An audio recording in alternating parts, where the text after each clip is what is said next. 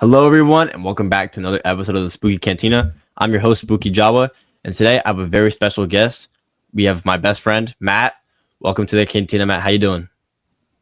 Good. How are you, Spooky? I'm really excited to be here. I've been a longtime fan of the SpookyJawa channel. I was actually a channel moderator You for a are. little bit until things got busy. But now I'm back here to talk about Star Wars, and I'm really excited for this new segment, which Spooky's going to introduce to you in a second. That's right. That's right. So today we have a very, very special episode. This is the first of many.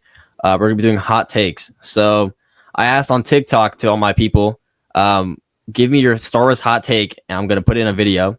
And me and my friend Matt are going to talk about it. So If you want to all be right. included in the next hot take video, make sure you follow SpookyJawa on TikTok as well. TikTok, YouTube, Instagram. Okay, the first hot take that we got is if you analyze the original trilogy and prequels with as much scrutiny as the sequels have gone, they'd be equally, if not more, ridiculous and ridiculed. Well, obviously, like diehard fans are going to disagree. I think both of us, like that's what we're both feeling, definitely. I mean, I guess the prequels got a lot of slack. Here's the thing: I'm not old enough to say I grew up on the prequels. Like I wasn't alive when the prequels were first released, so there's a little bit of bias that I was young when I first watched the prequels, and the Mhm. prequel hate kind of died by the time I was watching them for the first time. I think Star Wars, but if you're talking about the original trilogy being bad as well, the standards were much lower in the film industry back then. I guess dialogue wise, a lot of people say that's what George Lucas struggled on. He's really good at world building, he's really good at setting up events and characters, but he's really bad at dialogue. And you can kind of see that in the prequels. Like there are some moments, oh, I hate sand, Yeah. that kind of stuff, where it's been memes to oblivion today. Um, but in another note, I think the world building is unlike any of the movies that we see released today. I 100%. feel like sequels are just trying to be another version of the original trilogy, a redo of the original trilogy. You have your hotshot pilot, Poe Dameron, and then you have some scavenger from a desert planet who's Rey. It feels like it's the same. I feel like Finn is the only kind of original character, and they could have done something interesting with him there. Yeah. But I think the sequels are hated because it's already been done. And they're just kind of writing off of the world that was already built instead of trying to build new aspects to the story. That's just my take on it. What do you think, Spooky? Well, I'm on the same page as you. I do think that when you're growing up on a trilogy, um, you tend to favor more. Like I love the prequels. I'm always gonna say Attack of the Clones is my favorite movie. And a lot of people will hate on that movie for the dialogue. Uh, People hate on Hayden Christensen's acting. When you look at the movie itself, you can probably find a lot of things to hate on it. And that's the same thing with the sequels. When we're not growing up with the sequels, we tend to hate on it a lot. I wouldn't be surprised if the next generation is going to be favoring those movies. I mean, we still see some sequels fans out there. Um, but yeah, like you were saying, the sequel trilogy is almost the exact same as the original trilogy. We got basically the Death Star. Starkiller Base was almost the exact same thing as the Death Star. You had your Palpatine, which was your Snoke. You had like the Praetorian Guards, and it's almost the exact same thing. And like this person said, when you look at this movies, like especially the prequels, you could probably find a lot of things to hate on it. A lot of things to comment about it. So I guess this is true in a way. I don't want to stay too much on this hot take, but I wanted to add on to it. I think the prequels really did something revolutionary. Original trilogy, I'm going to say right now that you cannot hate on it at all as much as the prequels. Like it Yeah, it's was the something original. totally new. It's the best sci-fi at the time. Like people would go into that theater and shocked by that sci-fi genre. It revolutionized the entire sci-fi genre in the movie industry for the next, I don't know, 100 years. I mean, we haven't gotten to 100 years, but you get my point. You know, Mhm. it was such a realistic version. Before then, you had like alien invaders from Mars and all that stuff. You have Star Wars as a very realistic, kind of brings you down to earth kind of sci-fi genre. Like, what would in a galaxy far, far away how would just the normal people every day live? But then there's also like this huge galactic war raging on, and then you also have Jedi. It's just a really interesting genre. Then you get to the prequels, which, unlike the sequels, I just felt like it's riding on the success of the entire franchise. But the prequels, they tried to, George Lucas wanted to insert more politics into it. You know, he wanted to zoom out. Like, what is the galaxy? How did the Empire come by? What were all these tensions? And then he added like a romance story into it. It was Star Wars, but it wasn't just repeating what the original trilogy did. That's why the sequel trilogy is hated by so many fans, because it did the original trilogy again, but it did it worse. It's like that bad sequel. You know, I'm going to kind of get out of Star Wars here for a little bit, but Disney, you know, they stopped producing original content. It's all like Moana 2. It's all these live action versions of the old Disney movies. There hasn't been really good new content in a while.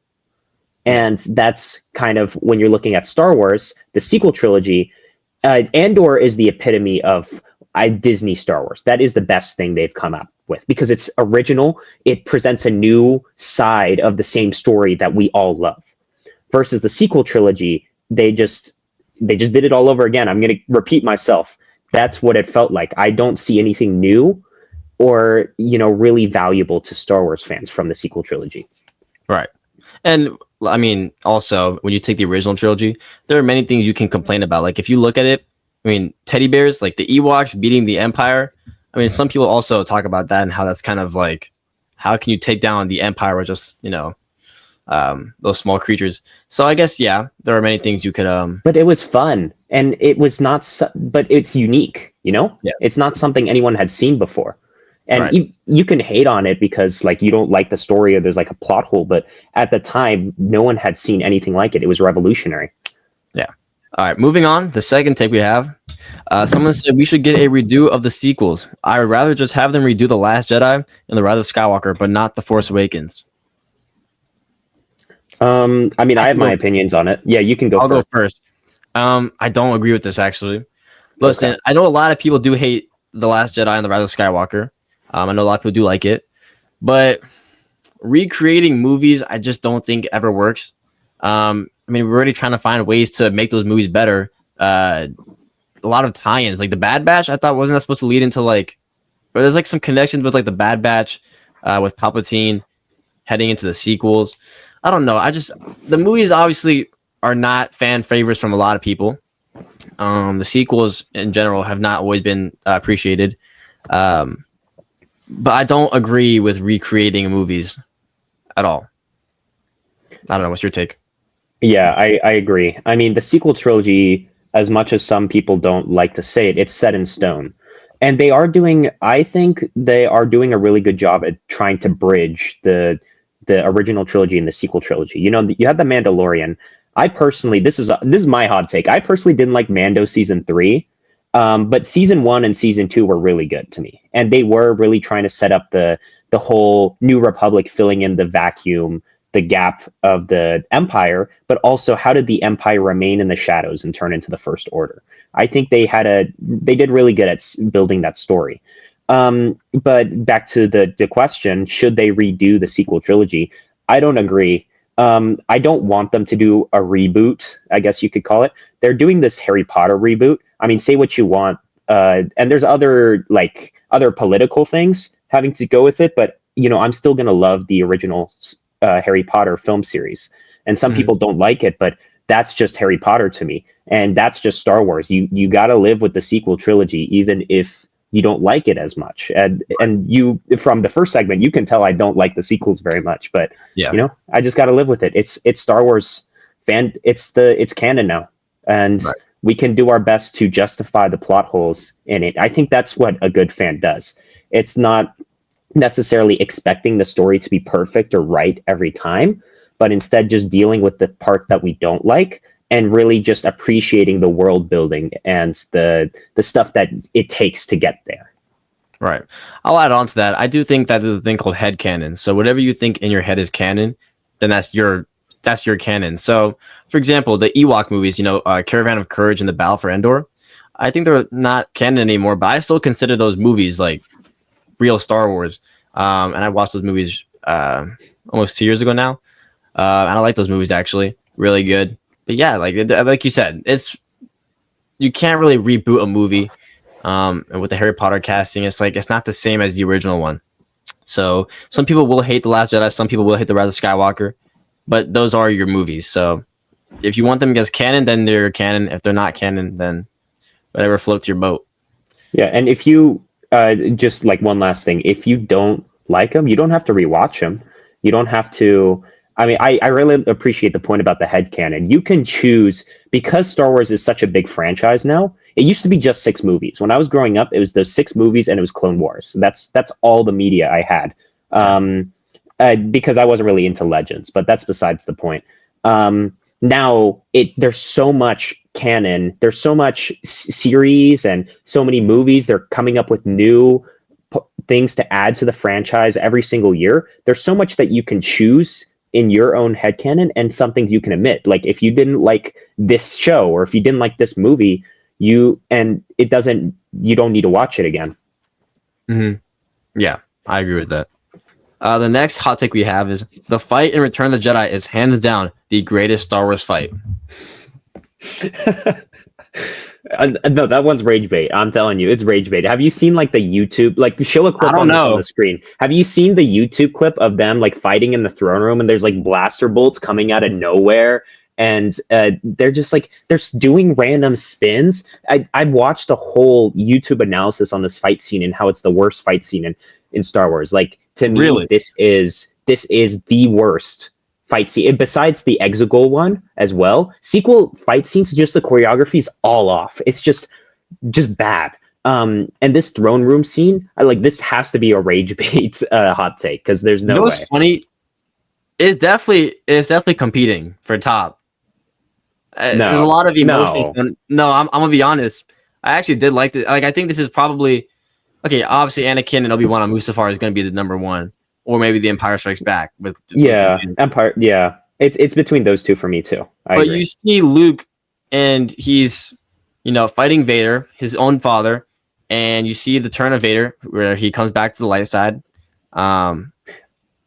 I don't know. This is a hard question for me. I don't know how you take this so easily. Okay, viewers, I'm sending a YouTube video to Spooky right now that it's explaining why this is the worst fight scene ever. He'll watch it at some point. But I'll watch it. Yeah. If you can show them like a clip on the screen right now, like I'm telling you, it's just. I mean, I guess okay. I'm gonna step back a little bit here, and I'm gonna say if you didn't like really analyze this scene, I guess it's okay. Like the whole plot twist with them, like with her, like Snoke saying, "Oh, you're about to strike down the person you really hate," and her killing Snoke. Do you remember that? Wait, not The Last Jedi. Return of the Jedi. Return of the Jedi. Did I say The Last Jedi? I thought you said The Last Jedi. I might have. We'll go back and check. I said Return of the Jedi. Okay. Thank God. No. Okay. Last Jedi. I thought we were talking about The Last Jedi. No. Okay. All right. No. Return of the Jedi is Return of the Jedi. Star Wars fight. Return of the Jedi. Yeah. Okay. I was like, how could you ever say that about that? Fight? It's one of the best. Okay. No. We're on the same page there. Okay. Yeah, that one's much better. I was talking about Return of the Last Jedi throne scene. The Last Jedi is the horrible. That's a horrible fight scene, and I was getting really upset with Spooky here for defending it. No, but Return of the Jedi, I will defend. That is a good fight. That is a good fight. He throws his lightsaber for the first time in that scene. Mm-hmm. That's why in all the Battlefront 2 video games, like that's his like iconic move, just from that one scene in Return of the Jedi where he throws his lightsaber. Like that's sick. I love throwing lightsaber. I like the idea that you can throw the lightsaber and use the Force to catch it. But the fight scene itself, there was a lot of tension in that scene, especially with the Emperor being there. A lot of emotion. I don't know if I could say choreography wise, I don't think it was the best one. I think for the original trilogy, Empire Strikes Back was better choreographed. And then in general, Revenge of the Sith, the Mustafar fight scene, was the best choreographed fight scene in all of Star Wars. That's my take. But yeah. I do think the Rise of the Jedi, that fight scene is definitely up there, especially with like all the emotions going on, and you as an audience, if you watch it for the first time, you don't know what's going to happen. And then the ultimate Vader's betrayal at the end, it is like an high A tier fight scene. So, yeah, I'm sorry about going off at the beginning on The Last I got Jedi. concerned for a second. I was like, how could you hate the Return of the Jedi fight so much? But yeah, Yeah. okay, then we're on the same page on that one too. Yeah, I did. So, in general, in conclusion, it was a good fight scene, maybe top 5, but not the best for me. Yeah, I'm on the same page as you. I think it is top 3. Top 3. I Okay. gotta put it top 3. Anyways, thank you so much for watching part 1 of the Spooky Cantina.